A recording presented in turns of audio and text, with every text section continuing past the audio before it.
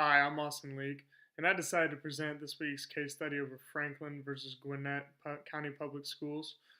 This case deals with a young girl named Christine Franklin who dealt with sexual harassment from teacher Andrew Hill. First of all, I chose this case because there were rumors of similar actions taking place with female students and a particular male teacher when I was in high school, and I wanted to put myself in a position to decide how I would handle this as an administrator. So, on to the case. Petitioner Christine Franklin was a student at North Gwinnett High School in Gwinnett County, Georgia, between September 1985 and August 1989. Respondent, Gwinnett County School District operates the high school and receives federal funds. According to the complaint filed on December 29, 1988, in the United States District Court for the North District of Georgia, Franklin was subjected to continual sexual harassment beginning in the autumn of her 10th grade year in 1986 from Andrew Hill, a sports coach and teacher employed by the school district. Among other allegations, Franklin states that Hill engaged her in sexual-oriented conversations in which he asked her about sexual experiences with her boyfriend and whether she would consider having sexual intercourses with an older man such as himself. The complaints that Franklin made to the court were as stated. Number one, Franklin states that Hill forcibly kissed her on the mouth in the school parking lot.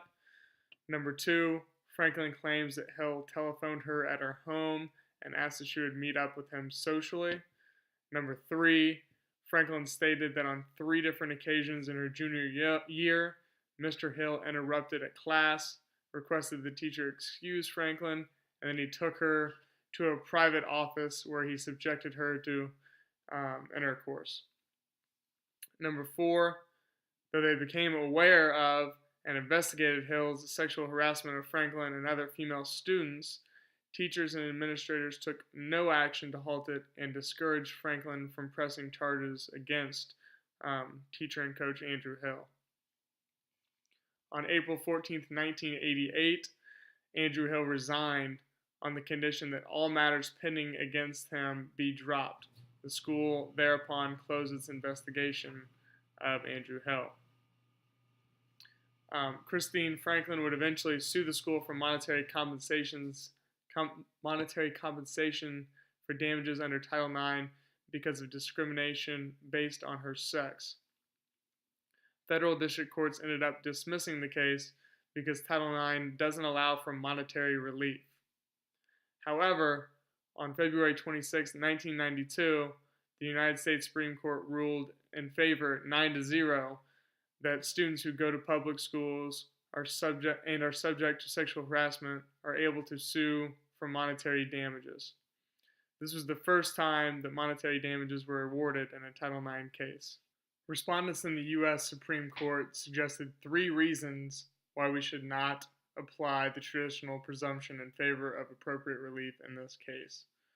The first reason was an award violates separation of power and expands the power of federal courts. The Supreme Court says that this is a misconception of course of action versus remedy. The second reason was intentional discrimination was alleged in this case, whereas all other previous Title IX cases based on sexual harassment dealt with unintentional discrimination. The third reason was that the remedies only consisted mainly of back pay, and at the time of the case, the student in question was no longer in school, and the coach was also no longer an employee of the district. As an athletic director or an administrator of any sort, I believe that we have a duty to protect our students from teachers and or coaches who put the students' innocence at risk due to inappropriate behaviors, especially when it comes to sexual advances. When rumors of a situation like the Franklin versus Gwinnett case arise, it is vital that we immediately put a halt to the actions and make sure that discipline is handed out to the teacher involved in the scandal swiftly and severely. Any teacher who took part in trying to keep the sexual harassment a secret between themselves and said student also need to be severely disciplined by the administration. I fully believe it is important that we as administrators make it known that we are here for our students first and foremost, and will not allow any sort of inappropriate actions that put our students in unfortunate, inappropriate, and unfair situations. I think the only way that we can do this is to take action immediately once we hear of the allegations and come to a conclusion as quickly as possible. Thanks for listening, guys.